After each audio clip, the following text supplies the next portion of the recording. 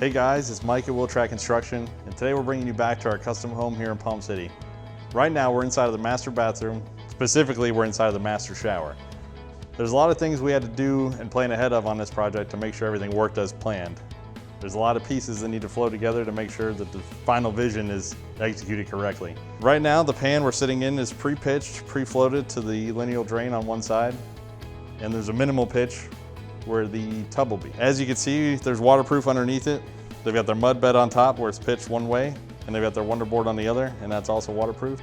Once this completely cures, we're gonna come back and we're gonna waterproof everything again with one more coat. We're gonna run it up the walls, and then we'll be able to do our water test. We've got our 2x4s here for temporary to make sure that this does not leak, because this is the second floor, as you guys now know.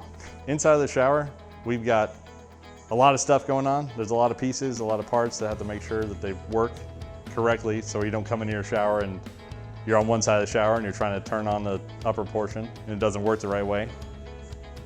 We got a rain head up here, 4 body sprayers. We've got 2 diverter valves here, and we've got 2 diverter valves over here.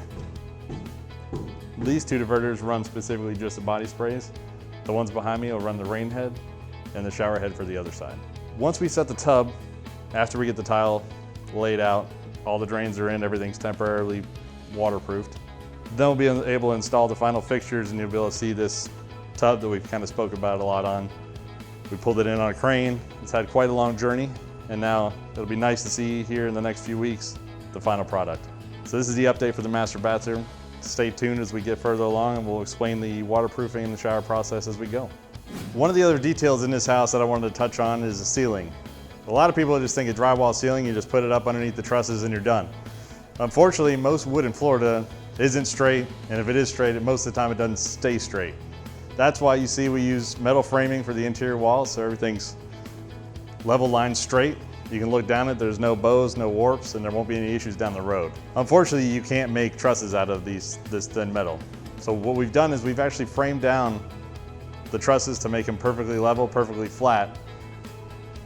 We do that before we hang any cans, any drywall, anything that gets attached to the bottom of the trusses, so everything's flat, level, and perfect. But unfortunately, most people won't see it, but if you know what you're looking at, you'll look at it and you'll know something's wrong, whether when the trim dies to it or depending on how the paint line looks. So now everything on this house will be perfectly square and plumb, and all the corners will be 90 degrees.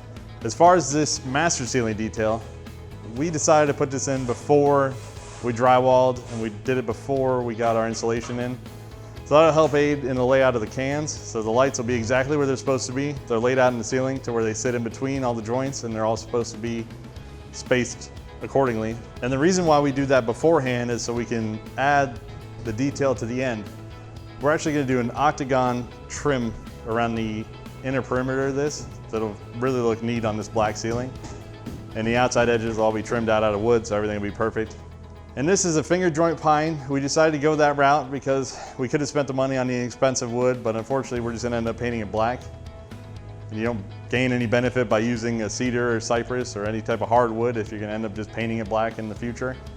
So we went the finger joint, pre-primed. We ended up putting 1 coat on it before we installed it to make sure there's no gaps in between the tongue and the groove, because wood expands and contracts. So unfortunately, if we put them up white, sprayed them black, in a few months after the AC is running, you'll see a bunch of little white lines in between it, and nobody wants to see white lines in between their black tongue and groove. So that about wraps up the ceiling detail here. If you guys check in with us in a few weeks, we'll bring you guys along and show you guys how this is coming along, how the master shower is coming along, and we should be able to get you a completed stucco update. So I look forward to seeing you guys on the next one.